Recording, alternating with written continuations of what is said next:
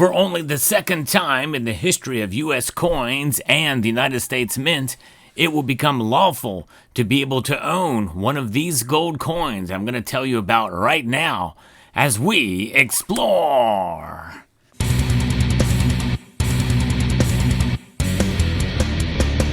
What you're looking at before you are examples of the coins that I'm talking about here. These are the Sacagawea dollar coins.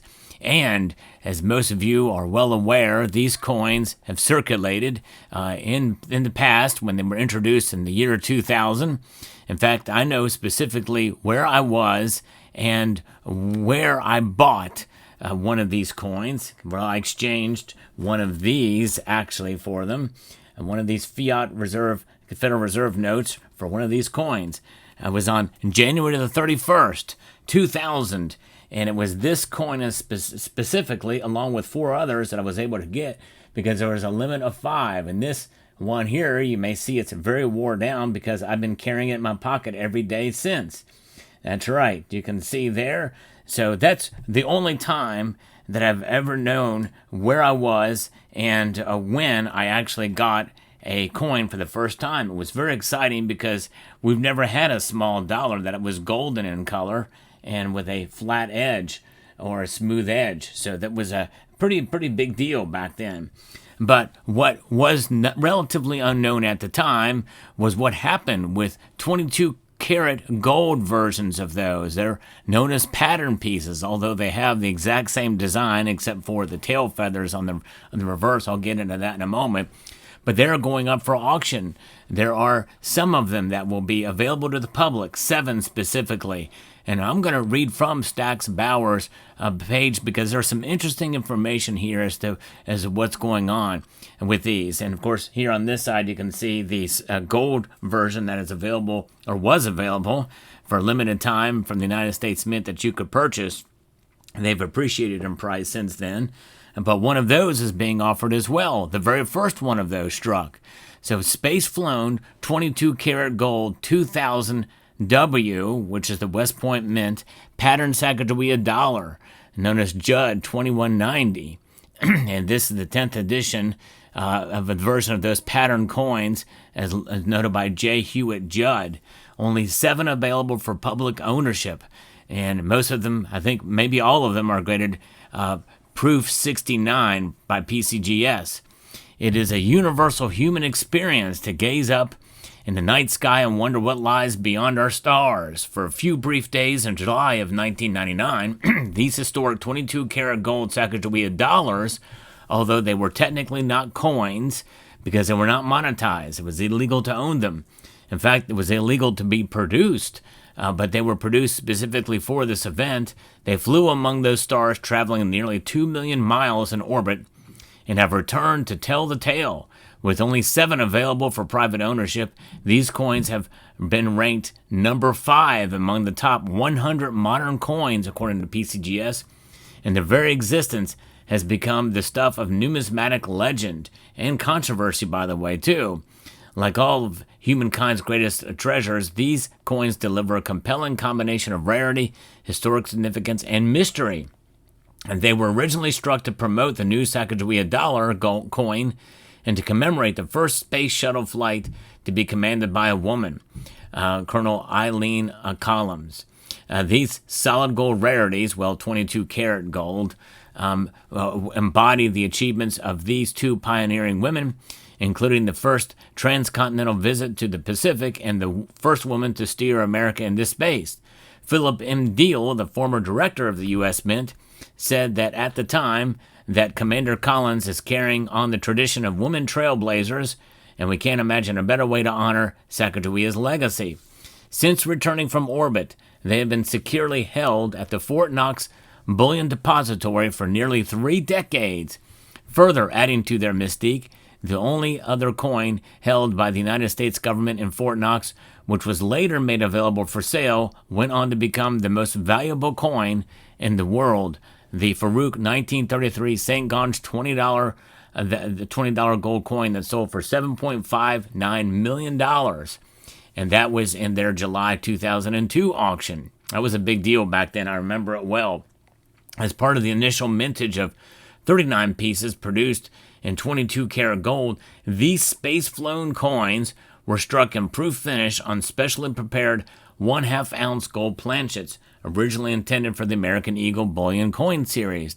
Despite the W mint mark for West Point, some evidence points to the fact that the coins were struck in the Philadelphia Mint in order to meet the accelerated timeline for getting the coins aboard the shuttle mission. So there is your first bout of controversy. Coins with one mint mark but actually produced at a different mint. Intriguing indeed. As the very first incarnation of the new Sacagawea design, these are considered to be pattern or prototype coins and have been assigned the pattern variety of Judd 2190. They are the only collectible gold pattern struck after the 19th century and have the most elite collectors in this category never envisioned a time when they would be available for private ownership until now. They were struck with a prototype engraved tail feathers, reverse design that is shared with the coveted Cheerios variety of the Sacagawea dollar, which I've seen one of those actually. One of my local coin shops had them very briefly. This special reverse design was used on only the very first coins struck in the series and was quickly modified to be a less detailed design shortly after production for circulation began. Furthermore, they are the only federally issued U.S. coins to be struck exclusively for spaceflight. While other coins traveled into space, including the famous Space Penny, which was a 1793 wreath cent, Stax Bowers Gallery sold for $82,250 back in May of 2015, no others were produced specifically for orbit in mind. Not since 1922 had the U.S. Mint struck a $1 coin in gold, and not since 1889 had it issued this composition for circulation. Several generations of collectors were born, collected, and died without ever having the chance to acquire a new dollar coin struck in gold. And no one has ever had the chance to acquire a U.S. Mint coin struck specifically for spaceflight. In fact, you can't even get anything like that from channel sponsor Summit Metals.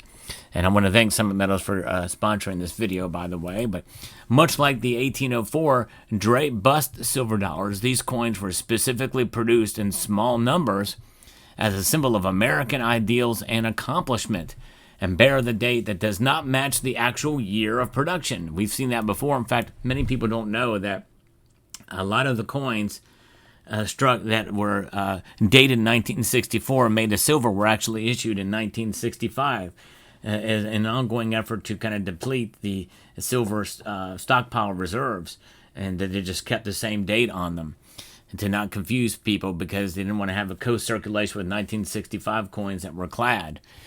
Much like the 1933 St. Gaun's $20 piece, the majority of these coins were melted. Those that survived were eventually safeguarded in Fort Knox. The 1913 Liberty Head nickels offer the greatest similarity to these pieces in their rarity, only 5 of their known razor-sharp proof finish and their transitional status bridging 2 different design types. These space-flown 22-karat gold dollars are the most modern entry into this canon, but their youth should not preclude their recognition as true American treasures. They celebrate some of the most crucial elements that have enabled our country's success: trailblazing explorers, space-age technology, and gold. If one were to select a single coin to own that embodies America's greatness, this would be it. One of the original 39 gold examples, a non-space-flown coin, was displayed at a private congressional dinner on August 5th, 1999. The numismatic press indicated it was estimated at approximately $1 million. Had this been one of the coins returned from orbit, we would wonder how many times that estimate would have been. Only the 12 best strikes of the 22-karat gold were selected for flight aboard Space Shuttle Columbia, and the remaining 27 Sacagawea coins were destroyed. In fact, they really weren't coins then either, because they weren't monetized. Of the dozen survivors, only these 7 will be available for public ownership. The United States Mint has confirmed that the remaining 5 coins will be archived in the Heritage Collection and other public institutions and permanently out of reach for collectors. Each of the coins in this auction will also be accompanied by a certificate of authenticity and monetization, featuring the signature of acting Mint Director Christy McNally. That's right. So they're not coins until they actually are monetized. These pieces, which until now have never been issued as coinage, will only become monetized as legal tender upon their sale. The final auction price for each coin will include $1 to account for the face value. That's right. That's right. You have to pay $1 extra if you go to bid on these. If you don't pay that $1, you ain't getting the coin. Crazy. But yes, that's exactly right. So pretty wild. And so let's see here. So that means that this will account for the face value of the newly monetized coin. The same procedure, the monetization requirement, was applied to the Farouk 1933 St. Gaudens $20 double eagle as part of the 2002 auction, resulting in an exact selling price of $7,590,000 and, you guessed it, $20.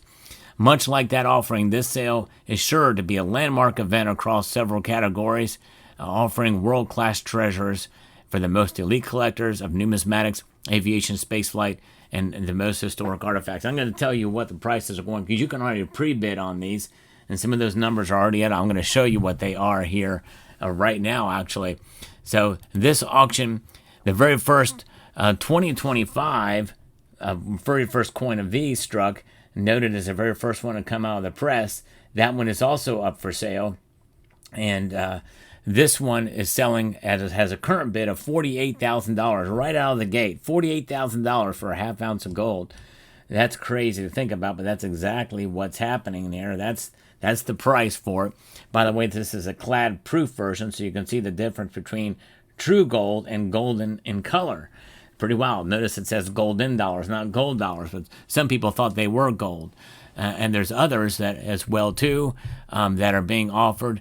The other higher bids are $70,000, and I think this is probably $70,000 for this one. I'm trying to look and see what this is.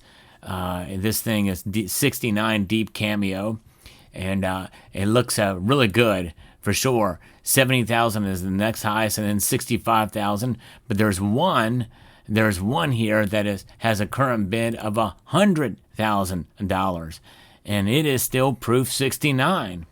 So yes, indeed, not sure exactly why that one is so much more, but it is pretty wild. Only 70 of these are available. This is pretty wild, and we see that pre-bids are in, and $100,000 is for that one. And what do you think the actual final bids are going to be for these coins? We'd love to know your thoughts on that.